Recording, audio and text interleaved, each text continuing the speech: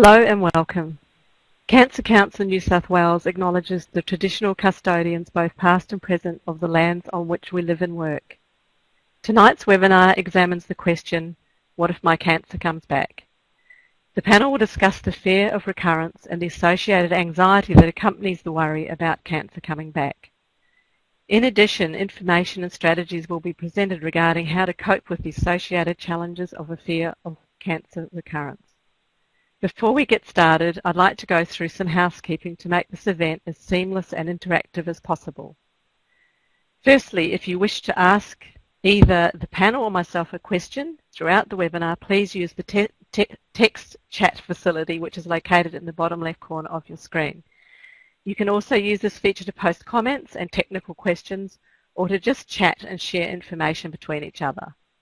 To protect your privacy, you will not be able to see who has logged in tonight, but in the chat boxes you will see the first name and the initial of your surname. And if you experience any difficulty hearing the sound throughout today's event, please feel free to listen via your telephone, and you'll see in the chat box there's a 1-800 number there and a passcode that you enter, and you'll be connected through the telephone. So we'll be launching some polls throughout tonight's event, so please interact with us when you're asked to do so. They're a bit of fun and they just help us all get a bit more connected. So during the last 15 minutes of the webinar, we will answer some of your questions addressing the most commonly raised subjects. Also, today's event will be recorded and you will be sent a copy of the recording and any supporting documentation within about 48 hours. Now, if at any stage you need to speak to someone urgently, please do not hesitate to contact a Lifeline counsellor on 13 11 14. This support is available 24 hours a day, 7 days a week. So let's get started. Firstly, I'd like to introduce our panel. We have Anna Harinko, and she is a cancer survivor. She was diagnosed with breast cancer, and Anna will share her story with you. So hello, Anna. That's Anna. And Ursula Sansom-Daly is a clinical psychologist registrar at the Sydney Youth Cancer Service and Sydney Children's and Prince of Wales Hospitals. Hi, Ursula. And Kim Hobbs, she is a clinical specialist social worker at Westmead Hospital. So you'll be hearing from everybody. So Annie Miller is also in the room. She's not on the camera, but she's going to be busy in the chat room talking to you all. So say hello to Annie in the chat box. She's the manager of our practical support unit at Cancer Council New South Wales. So fear of cancer recurrence. So it's a topic which has been cited as being, one of the most frequently unmet needs assisting cancer survivors. Hence the reason for conducting this webinar tonight. We've had a great deal of response and interest in this subject. So fear of cancer recurrence has been found to be associated with psychological distress, stress response symptoms, and a lower quality of life compared to the general population. And it seems that the young adult community appears to experience higher levels of fear of cancer recurrence compared to the older cancer survivor population. So it's the past cancer threat, the fear of future cancer recurrence, and that sense of personal vulnerability. So it seems that when young people draw upon their unique memories and future imaginings, negative psychological outcomes may emerge which are consistent with their current psychological concerns. So we've got a polling question, our first one for the night. Just asking you, do you think you can relate to these psychological distress regarding your future? So the little polling thing comes up. So we've got, just click yes, no, unsure. We'll see how we go. We're getting a pretty good response. Seems many of you can identify with some of these issues, which obviously we'll be discussing in more depth as we go along, so that looks good. Thanks, everybody. So now I'd like to introduce you to Anna. She's going to talk about her unique experience in dealing with fear of cancer recurrence. So over to you, Anna.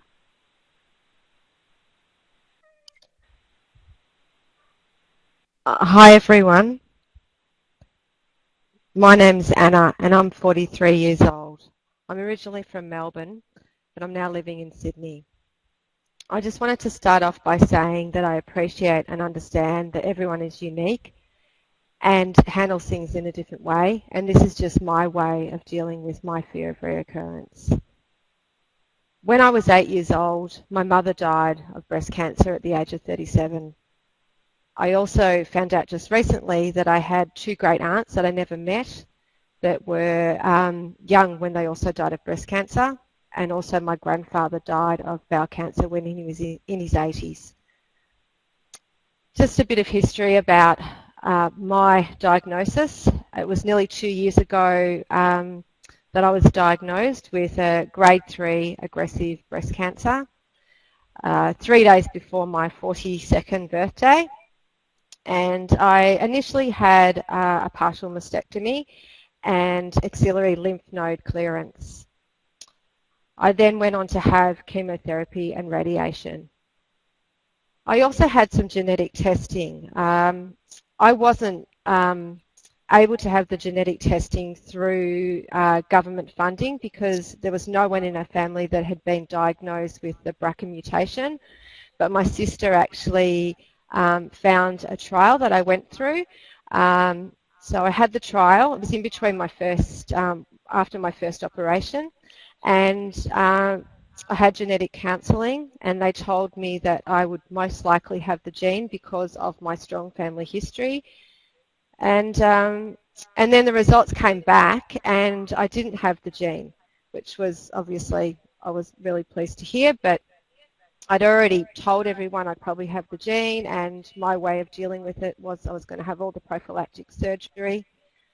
In the meantime, I got my results from my first operation, and unfortunately it had gone to some lymph nodes and the margins weren't clear, so I did need to have a mastectomy and I did need to start chemotherapy straight away.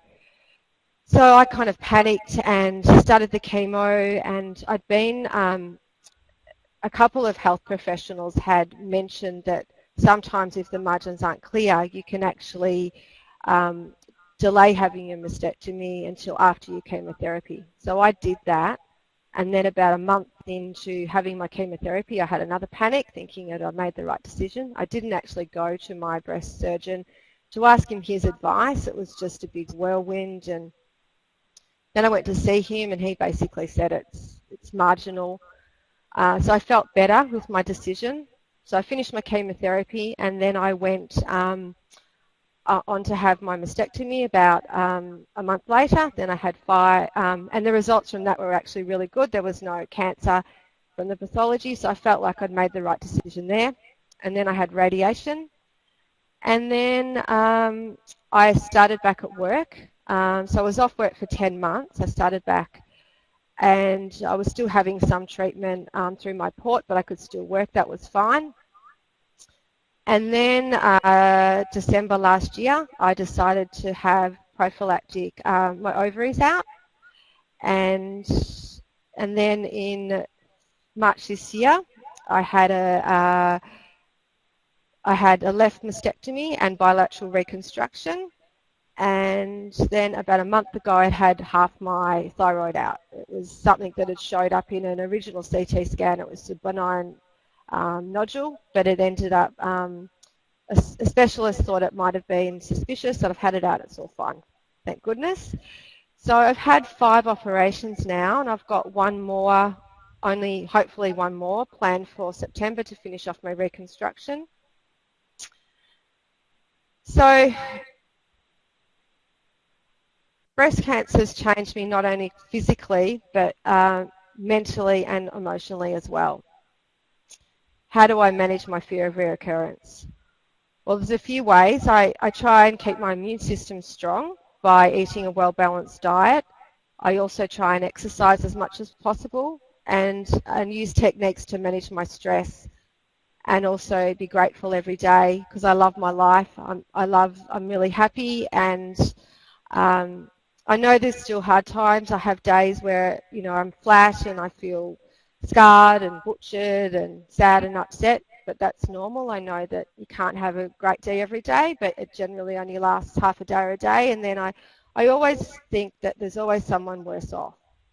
I remember a difficult time that I went through was when I had my reconstruction just recently in March, and it was a really big operation. It was an 11-hour operation, and I woke up in ICU. I knew I was going to wake up in ICU, but I woke up to having a chest X-ray, and I had a panic and I freaked out and I thought, oh my God, what's happened? Has it metastasized? And then I heard also doctors and nurses talking about someone dying, and I thought they were talking about me.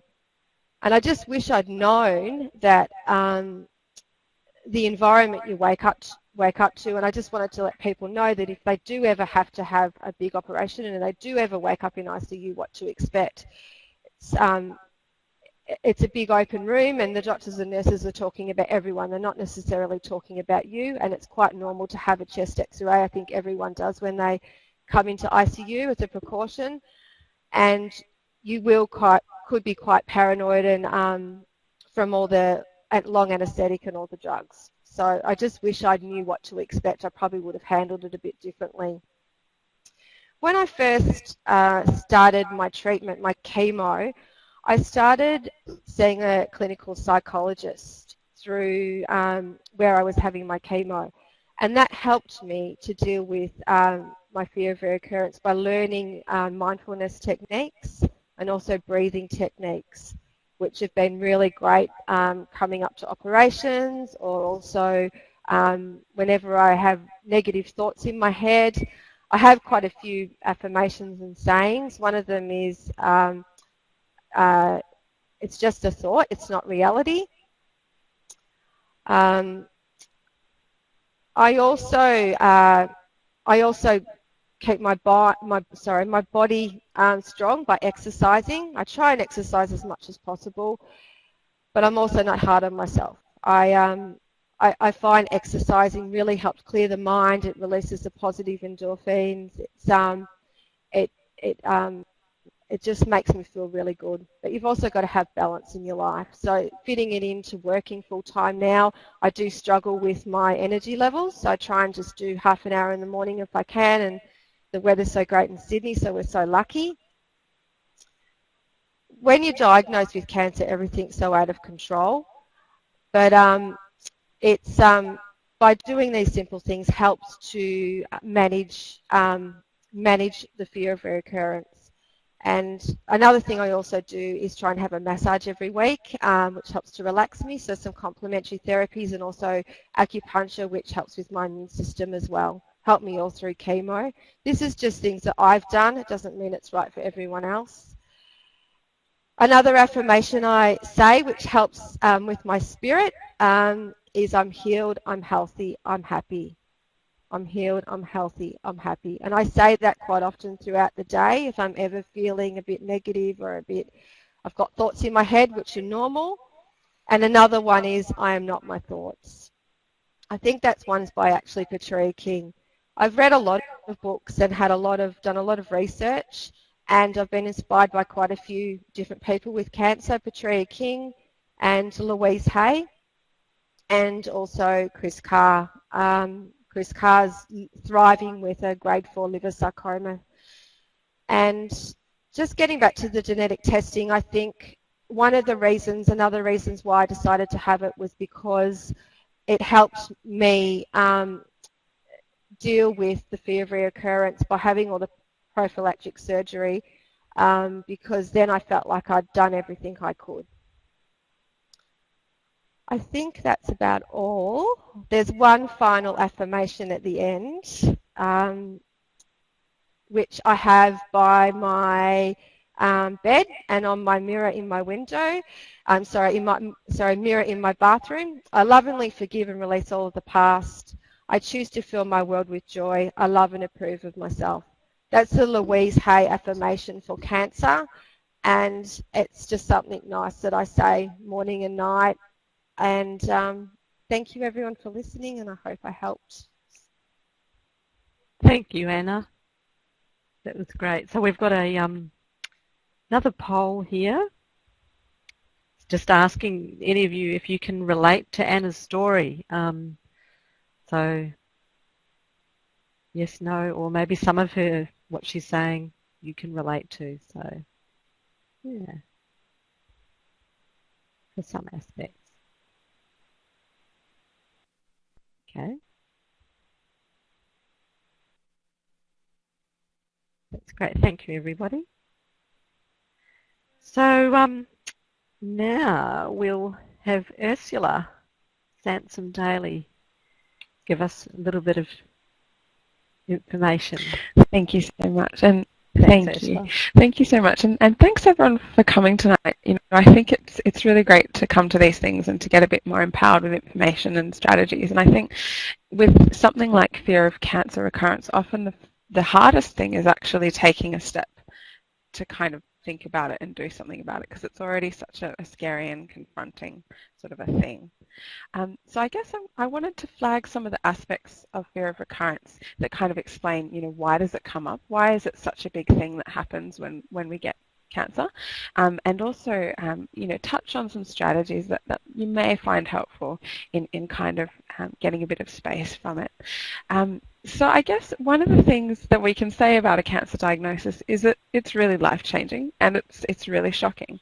And I think I say that and it sounds like the most natural thing in the world, but the fact is that when you're diagnosed with cancer, you, not someone else you know, not a neighbour down the street, but when you are diagnosed with cancer, it shatters a lot of assumptions that we can have about the world, about how our life is going to go, about how things are going to turn out.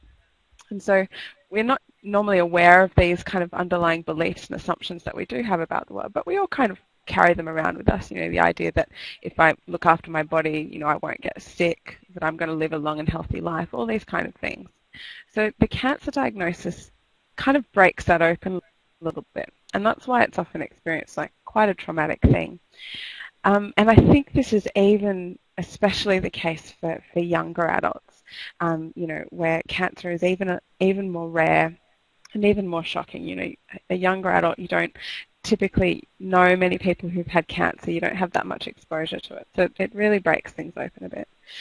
And so I think what happens when those assumptions are broken is that suddenly it opens Pandora's box a little bit. So, you know, by that I mean it's like opening a can of worms. All these things that you never thought you were vulnerable to before suddenly seem like maybe they're within the realms of reality. You know, well, if cancer could happen, then what else could happen? And if it happened once, then maybe it could happen again.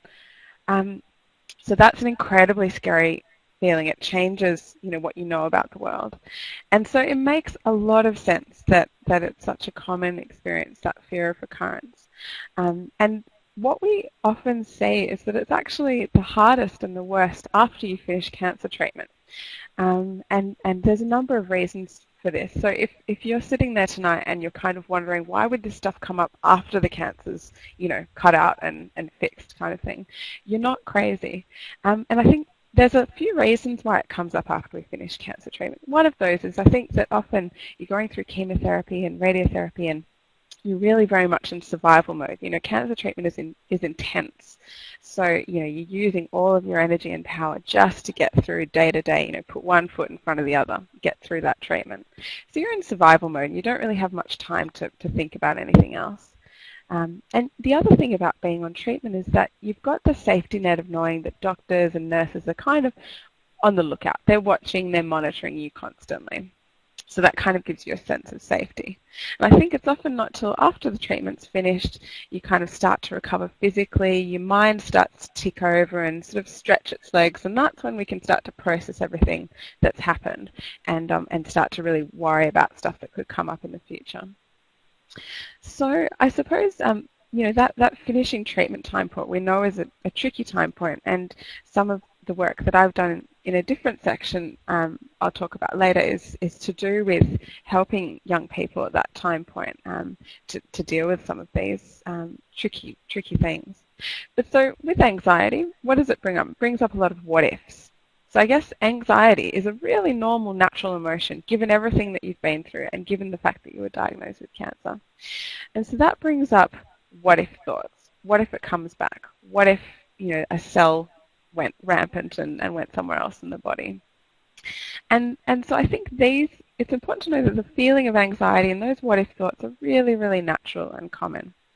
And I guess what we would see as an issue is if the anxiety and the kind of what if thoughts are so bad that they're really getting in the way of you being able to live your life and do the things that are important to you. So that's when we would call it, clinically significant fear of recurrence, when it's getting in your way of being able to live the life you want to. And so I suppose when we're feeling anxious, that changes a few things. It changes things about how we think. So all those what ifs start to pop into our head, all the things that could go wrong. And the reason for that is that anxiety is designed to keep us alive. So it keeps us on the lookout for threats. And so your mind is looking for all the things that could go wrong. And it changes where we focus our attention as well. So you might notice that when you're feeling anxious, cancer seems like it's everywhere. On bus stops, on TV ads, you're hearing about it from friends and neighbors, and it's just everywhere. And you might notice that you're very quick to notice things like changes in your body as well. You see a spot and, oh, is that funny, or is something going on there? So it really zooms our attention in on things that could go wrong. And sometimes that can make us do different things behaviorally as well. So we might do a lot of checking, be doing a lot of Googling about cancer and things like that. And that all makes sense if you think about the fact that that anxiety is getting you on the lookout for threats, and you're trying to kind of prevent those threats happening. And I guess the tricky thing is that when we do kind of keep spotting those threats, every threat or potential threat that we notice makes us more and more anxious, and the more anxious we get, the more threats we spot, and it can kind of be a bit of a vicious cycle. So I kind of think sometimes that fear of recurrence or anxiety, it's a little bit like seeing the world through threat-colored glasses. So if you've heard the saying, looking at the world through rose-colored glasses when you're happy or in love, anxiety is a little bit like seeing the world through threat-colored glasses, which is not a super comfortable place to be, which is why it's such a big issue for people. And so I guess in terms of thinking about strategies, I think one thing to say up front is that it's really natural to be having these thoughts and worries, and it's not the case that we need to try and get rid of them.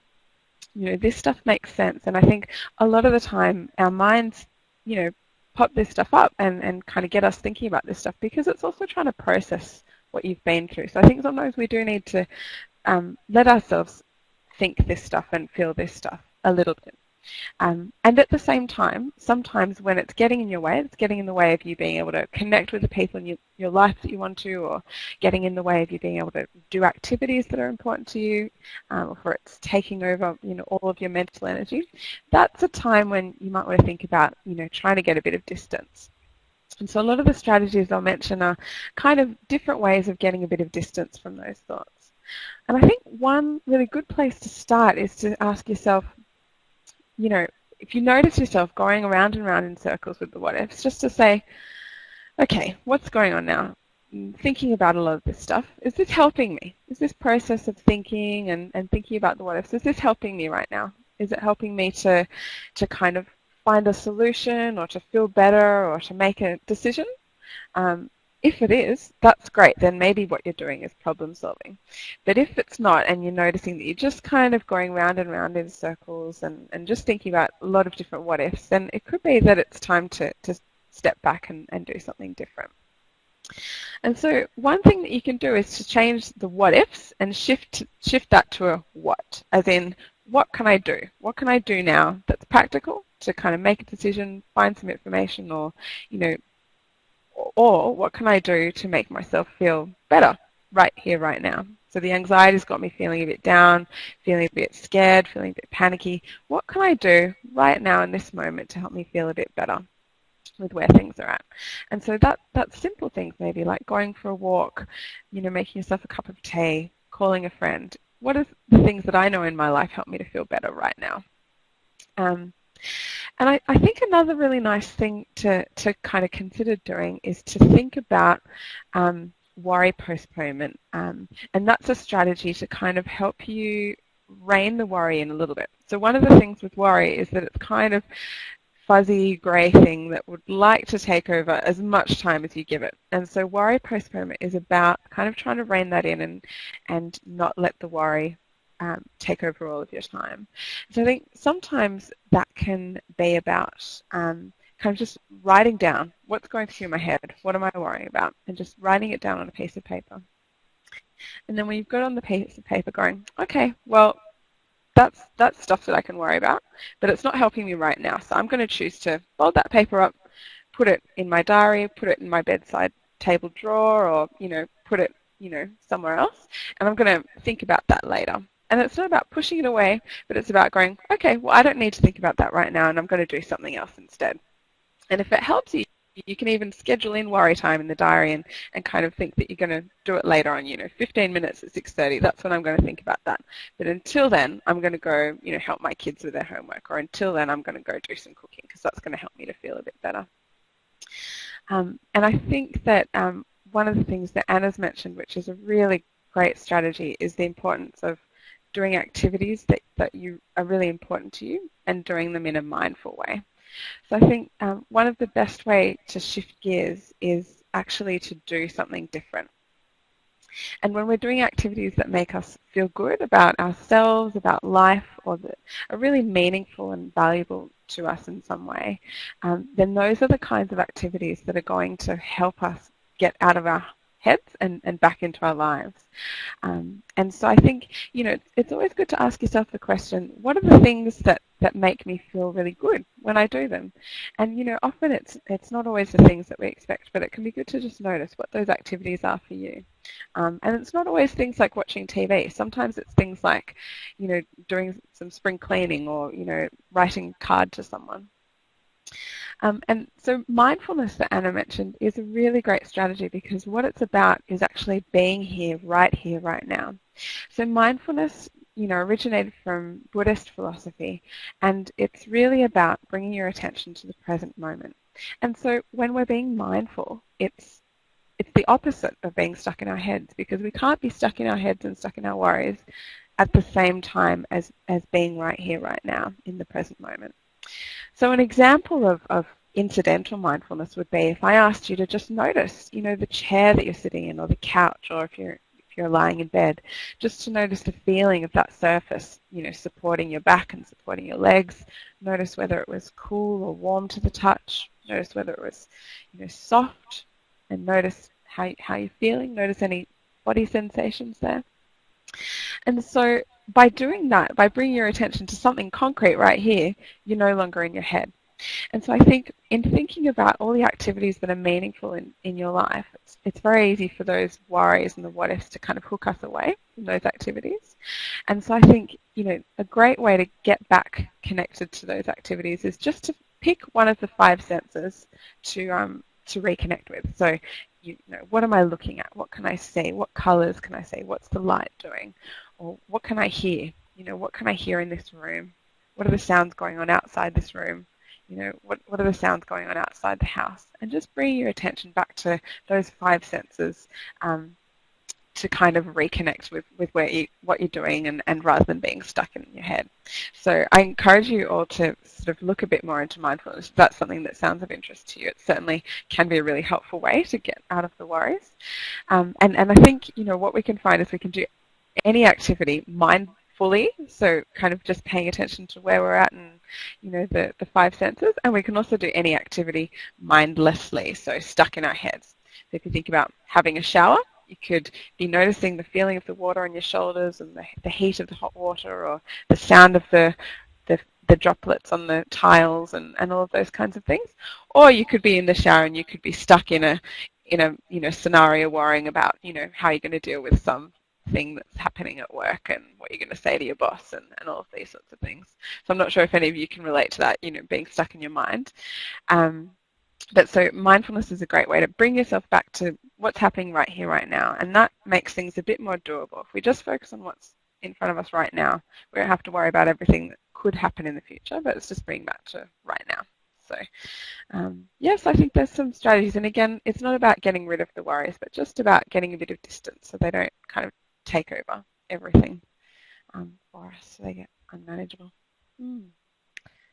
Thank you, Ursula. So we'll move on to our polling question, which is, do you think some of these strategies would be helpful for you?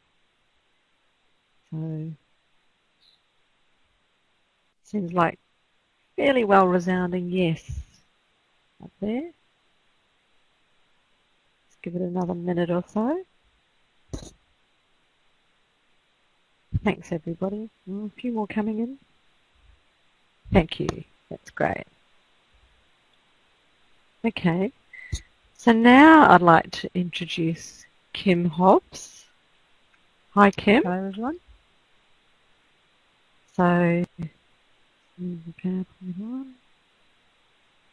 go for it, Kim.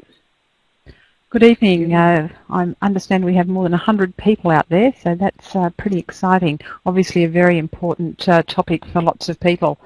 And I'm not sure that that I can give you all of the answers about how to overcome fear of recurrence, but looking at some of the questions that are coming in on the chat box, I think you're doing a fair amount to help yourselves, and that's pretty good. So Anna and Ursula have gone before me, and they've given you some great ideas about managing your fears of recurrence, and I can see from your comments that they're really quite meaningful to all of you. But the thing is that the cancer that you're diagnosed with didn't happen in a vacuum. So you're grappling with your diagnosis, with the treatment, with the emotional ups and downs, but you also continue to be a family member, a friend, a colleague, and a member of lots of social networks. And so not only do you have to deal with your own fears about recurrence, but you have to deal with what's happening in the world around you. You continue to be a social being. And so you walk out of your session with your psychologist and you've done your affirmations and you leave the house feeling fantastic.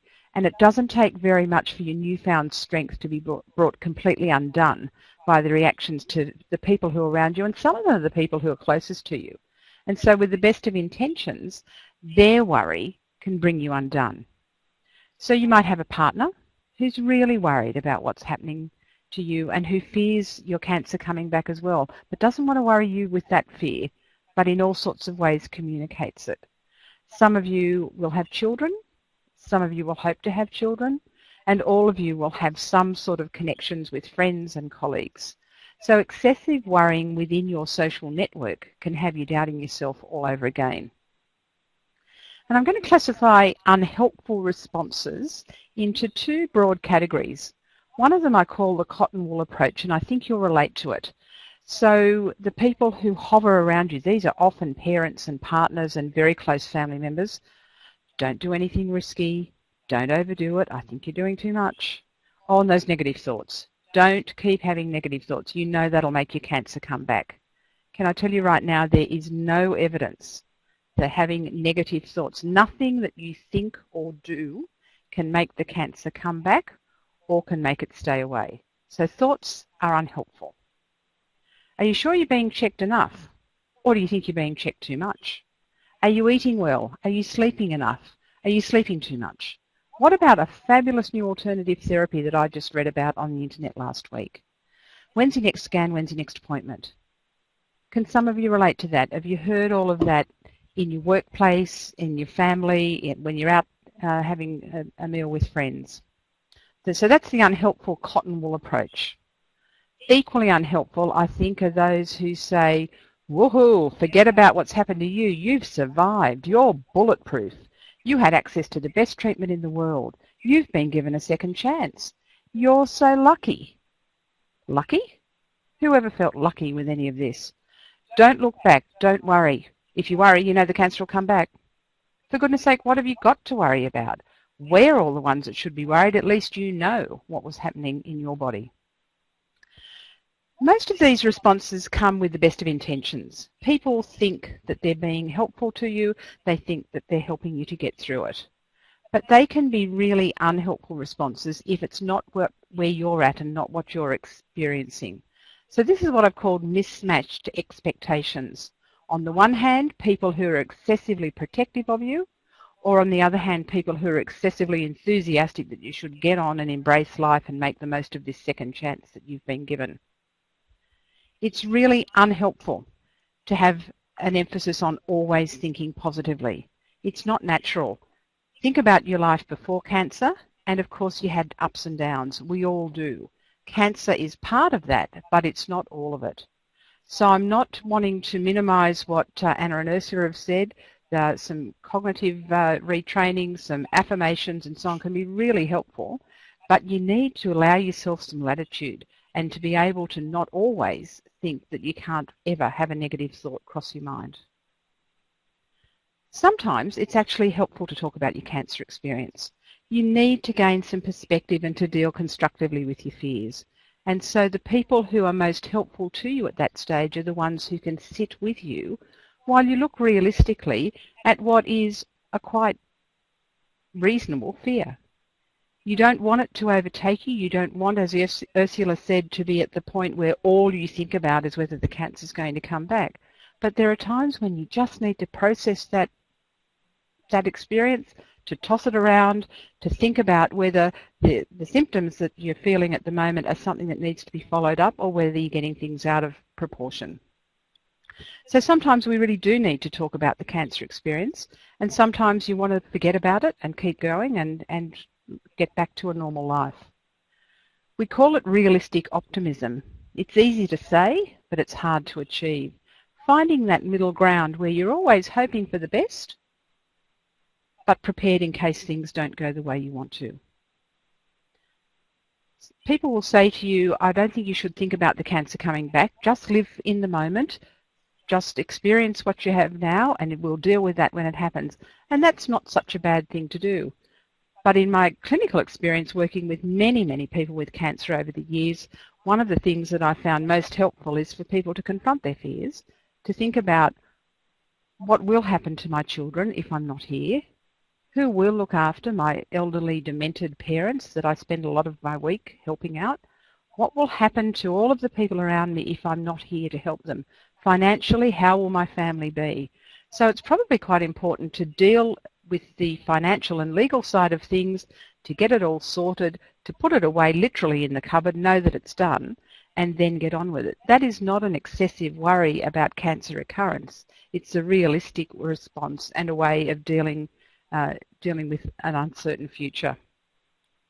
So experiencing fear is a normal response. Those around you who can acknowledge this but not reinforce it and persist with the fear are those who will be your greatest allies. I think it's really important to understand that those who are closest to you and who are worried about your cancer coming back are actually responding from a position of their own fears about your cancer recurring. The people who really love and care about you are worried too that your cancer is going to come back, and they don't quite know what to do with that. They want to protect you. Isn't that what families do? And they want to help you get on with it. Isn't that what families do? How often do we say to each other, oh, don't worry about that, it'll sort itself out? It's a normal response. We look after our friends and our families. We do that very well. But in a situation where there is something big to worry about, you need to find a couple of really close allies who can help you deal with the experience as it comes up. I'm going to talk about some common scenarios. Maybe you've heard some of these. So you're back at work. Things have been going pretty well, and you're doing very well with managing and strategies for remaining well and not worrying about your cancer. And there's a new job comes up. You've been waiting for this job, this promotion to come up for a long time. And so you think to yourself, I'm going for this. I'm not going to let the fact that I had my cancer stop me. But someone else says to you, really turns on that little voice in your head, or I don't think you're ready to apply for that promotion. That'll be a lot of extra stress, or you'll have to put in such a lot of hours. Do you really want to do that after you've had that cancer experience? And so you can have yourself worrying again about what will I do when the cancer comes back. But really what you want to do is to apply for that promotion. And if that's what your head is telling you, if that's what your affirmations and your psychological advice tells you is the thing to do, then go for it. What about the holiday plan to Hawaii for next year? I really need to feel like I'm a person who can plan ahead. The greatest negative thing that's happened for me is that I feel that I can't plan, that my future's not in my control. So I'm going to go ahead and I'm going to book that holiday to Hawaii. Well, do you really think you should do that? Oh gosh, do you think you'll know what you're going to be doing next year? I think you're overdoing it. You're pale, you're not eating, you're not sleeping enough. What about that pain you had last week? Have you still got that? So those sorts of responses aren't helpful. They compound your worry. They reawaken your own doubts. So what are you going to do? You're going to take control and take the lead. Reframe their concerns. I know you're worried about me, but that doesn't help me. In fact, it makes me worry more. Please don't talk about your worries to me. I'll let you know when I need to talk about what's on my mind. Others can't read your mind. They can't be expected to automatically know what's helpful or not. So you need to tell them directly and clearly. Sometimes we're pretty good at telling other people what we like about them. We're good at expressing positive emotion, but we're not so good at expressing negative emotion. It's really hard to tell someone you don't like what it is they're talking to you about and you wish they'd stop. And so practice some words that sound authentic coming from your mouth. You know, I know that you're acting with the best of intentions, but right now I'd like you not to talk about that. What harm can come from thinking and from talking like that? One of the things that Anna said was that cancer takes away your sense of control. You focus on the possibility of recurrence, and that's reinforcing your loss of control. Hey, I don't know where I'm heading. Last year I thought I knew what I had ahead in my life, and now I don't know what's on next week. Once you've acknowledged that fear is a normal response to any threatening situation, and think about other things that you've had in your life. If you've the breakdown of a relationship, the death of a close family member, the loss of your job, a big move, interstate, overseas, any threatening situation is immediately unsettling and takes away a sense of control. But you don't get to be an adult by not having learnt some strategies for coming to terms with that and for containing your fears so that you can help those around you and they can help you. Sometimes families and friends need to access support in their own right. This is a big deal, particularly for the very close people. There's good literature, evidence in the literature that tells us that the family and friends of people with cancer in fact can suffer as much or more distress as the person who has cancer. And that's initially a little bit counterintuitive, but when you think about it, you know how well you feel, you know when you're on treatment if you feel like you're improving, and you know when you finish treatment although you're fatigued, your other symptoms have really dissipated now and you're feeling pretty good. Other people can't know that by looking at you. And so what we know from the literature is that parents and partners in particular can be very distressed. So one of the ways you might help to deal with your fears of recurrence is to tell your family and friends that they need their own support. The sorts of things that can help are support groups or the Cancer Connect program, so peer support. There are support groups for carers and support services for carers. If you don't know where to find them, you can try, we've got some information at the end of the webinar, or you can try your treatment centre, your social workers and psychologists there. So not only does it assist your family and friends to cope better, but it takes the pressure off you to be always propping them up. And so one of the other unhelpful things that can happen is that you feel like you always have to be jolly and happy and putting on a brave face so that others don't worry so much. And that means that when there are times that you want to talk to people about your worries and your fears about your cancer, that you can't do that for fear of how they might react. So I think the message you want to convey to those around you is, please don't define me by my cancer diagnosis. I am more than my cancer. The best way to help me look confidently towards the future is to relate to me as the person I've always been. I'm not going to live with this sort of Damocles always present. You need to learn strategies to let go of your fear, because that will help me to let go of my fear. And some of what I've said relates to some questions that have come up in the chat box. You might have seen them. And there was a question about vigilance, that maybe if you get so clever at your affirmations and at learning how to let go of your fear, that you'll miss any signs that your cancer can come back. That's a really good point, isn't it?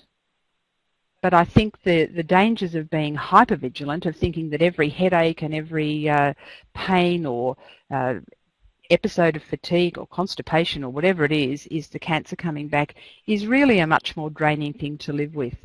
It's likely that if your cancer does come back, you won't overlook it. So it's important not to be too vigilant, And I think probably there's not a lot of evidence to say that if you get really good at managing your fear, the cancer recurrence will be overlooked altogether. Thanks, Kim. That's really informative information that you've conveyed there. So we go to the polling question. So do you think that you could apply some of these strategies that Kim's discussed here of being a bit more assertive with people? So yes, no, unsure. Seems like we're getting pretty strong on the yeses for this one, which is good. I'll just give it another minute or so. There's some nice responses in the chat box too, Kim. I'll have a look at those soon. Yeah. So thanks, guys and girls. So now we're going to move on. We've got about 10 minutes or so to go. We did start a little late, so we see how we go for time. So the camera now. So we had many questions in the registrations, and a lot of medical questions, which in this forum here tonight we're not really able to answer medical questions. I mean, if you do have those kind of questions, you know, it's something maybe you should talk to your oncologist about, or go and see your GP, or you need to speak to someone medical. You know, we're looking here at more of the psychological aspect. So we're first question we'll address. So it's a good one, and maybe it's an Ursula question. This one: when does fear become unhealthy?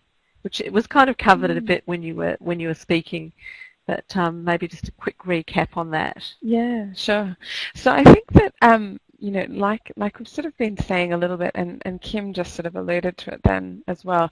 You know, fear is a really natural emotion, and it's so understandable. If you've been diagnosed with cancer, like I was saying, it's a scary reality that's suddenly become part of your reality. So it makes so much sense that you have a strong fear response in response to that. And I guess when it becomes unhealthy is just, you know, I guess I would tend to think about, you know, what's the impact on your life. So I guess having some fear in and of itself isn't going to kill you. So I guess what is fear? It's you know, it's that fight or flight response. It's the heart beating a bit faster and the adrenaline pumping, and obviously that pumps out some of those what if thoughts. So it's not pleasant, doesn't feel good. But I guess it's sort of starting to get unhealthy or kind of unhelpful is sort of how I would think about it, when it's getting in the way of you being able to do stuff that's really important to you, like connecting with family, connecting with friends, you know, being able to do work that you find meaningful, or you know, engage in hobbies that you find meaningful, because ultimately that's the stuff of life. That's what makes life worth living. So if our fear is taking over so much that we're not able to do those kind of things, and it's sort of really just taking over you know, thoughts and every waking moment, that's kind of when I would say it's starting to get unhelpful. I think passing thoughts, as Kim said, passing thoughts, you know, occasionally feeling a jolt of anxiety. You know, I think it's quite normal to feel anxious when you return to the hospital, or when it's time for a scan, or you have anniversary dates. I think it's to be expected that those kind of things are going to, you know, create a little bit of a spike in your anxiety. So I wouldn't kind of think about that as being unhealthy. But I think it's looking at the bigger picture and looking at the overall impact. Is this kind of really getting in the way of you being able to live the life that you want to lead? And if the answer is yes, then, you know, it could be a time to start doing some strategies to get a bit of distance from that. Yeah. Thanks, Ursula. So the next question is an interesting question that we picked out of all the questions. My treatment finished more than 3 years ago, and I've put it all behind me. I never think about the possibility of recurrence. Is that an unhealthy head in the sand attitude? We might go to Kim for that one. What do you think about that? That's Kim? fine, but I'd really like to hear from Anna as well. So, well, maybe Anna, would you like to comment on that question? What do you think? I don't think it's unhealthy. I think it's just how you think, and you know, it's not. Yeah, it's just I know now it's only been nearly 2 years, and definitely my thoughts aren't like they were at the start when you first diagnosed. It's just like trying to get your head around it all. But yeah, I don't think about it all day like I used to. I probably once, it is on mine probably every day, but not. It doesn't control my thoughts like it did. So it does, as years go by or time goes by, it does get easier. So I don't think it's unhealthy. I think I try and I know positivity doesn't change what's going to happen in the future, but it's just a healthy mindset to have. That's how I feel. Yeah. So Kim, I think congratulations. An important thing to say is that it's not compulsory to have fear about recurrence. Yeah. We're not saying that you should. We are saying it's a common problem, and the literature says probably 70% or so, and particularly in younger people. So if you've worked out the magic to put it all behind you, it's probably good that you're anonymous on this this webinar, or your phone would be ringing off the hook as people try and get some of the secrets to your success.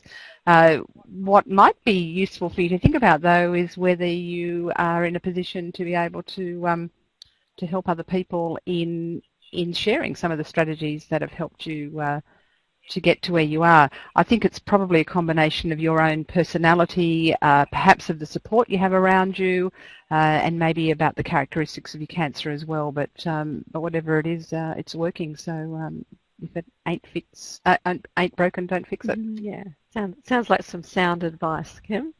Then the third question we've got here is, I think I'm right to be worried. What do you think?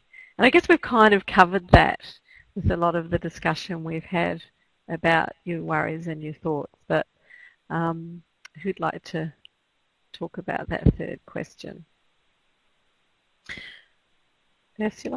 I think I've sort of said a little bit on this already. I think that it is right in the sense that it is totally understandable that you would be having these worries, and so I think that can be a good thing to remember in terms of not beating ourselves up. So I think that some of the things about finishing cancer treatment, we can sort of expect that we're going to bounce back into life after treatment and get fit and healthy again and kind of be just really happy and sort of happy with where everything's at. And I think because of that, sometimes we can give ourselves a bit of a hard time when we're not feeling so good about things. So I think it's fine to be worried sometimes, certainly, and at the same time, it is the case that those worries aren't necessarily reality. So as Anna said, it's a thought, it's not reality. It doesn't mean it's a fact. So I think it's a bit of both. So I think it's okay to have those worries. It's completely understandable. And at the same time, those worries in and of themselves don't necessarily mean that that something terrible is going to happen. It could just be that it's a feeling that you're having, and that feeling is okay. So I'm not sure if that answers the question, but I think it is okay sometimes to be worried. Yeah, and I think it's, as Anna said at the beginning, it's kind of like those feelings that she's had, she's decided it's kind of normal to feel like that. So whilst I might be a bit worried or whatever, it's normal. So you just move on and do what you can.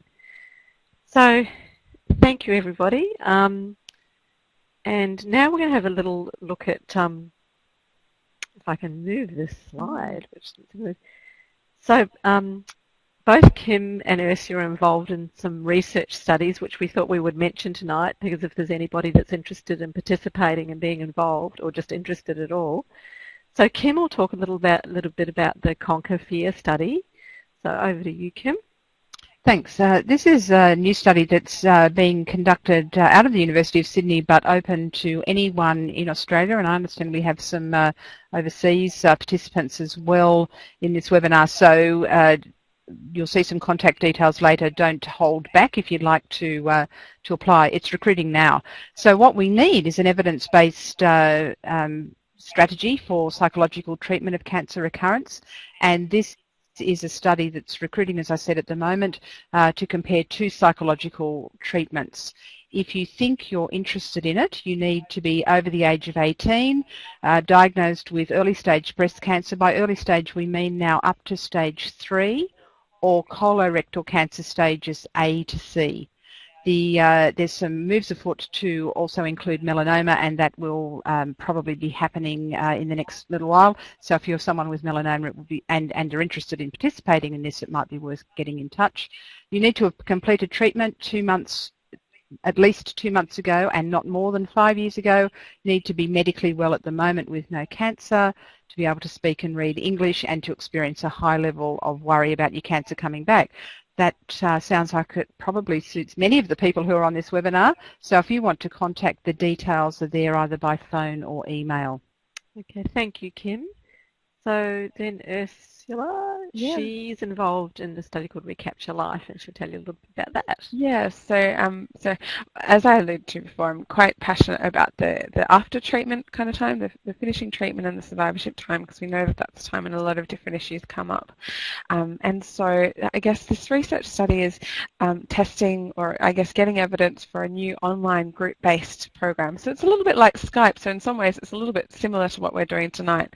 So this program, it's a multi-session program, and we're recruiting some young adults from the kind of younger, lower end of the young adult spectrum, so 15 to 25-year-olds who finished treatment in the past 12 months. So if that's you, or you know someone who fits that bill and you think they'd be keen to kind of learn some coping strategies to get back into life after treatment, we're recruiting at the moment, so be more than happy to have inquiries. And I guess the rationale is really that you know, we get a lot of support when we're in the hospital with dealing with treatment itself, but it's a little bit harder when you leave the hospital doors and kind of go back home to sort of know how to navigate some of these tricky survivorship issues. And so the program is about just talking about ways, you know, helpful ways of coping with some of the stuff that can come up. And I guess, you know, in a really topical thing related to that is that someone's asked a question about survivorship guilt, and feeling guilty about having survived, you know, that kind of overwhelming feeling that can come up. And I think that that's a really tough feeling, and that's something that a lot of people can experience. I think particularly if you've sort of known other people, or, you know, made friends with people on the ward who've also had cancer, and then you've seen that they've not gone on to do so well and survive. And that can be a really sad thing. And I think that, you know, I don't know that I have a magic solution to that. I would say that I think it's understandable to feel sad about some aspects of the cancer experience. And I think the sadness that comes with the recognition that you survived and others didn't is part of that, because, you know, what does that mean, and why would some people not survive and others survive, and, you know, are they, you know, did I deserve to survive more than they did? It's really tricky questions, and gets into very existential territory. And I think, similar to what we've been talking about, I think that there isn't a magic answer, except to know that sometimes it's okay for those feelings to come up, and when they come up, it's okay to have them, because, you know, that's part of processing what you've been through.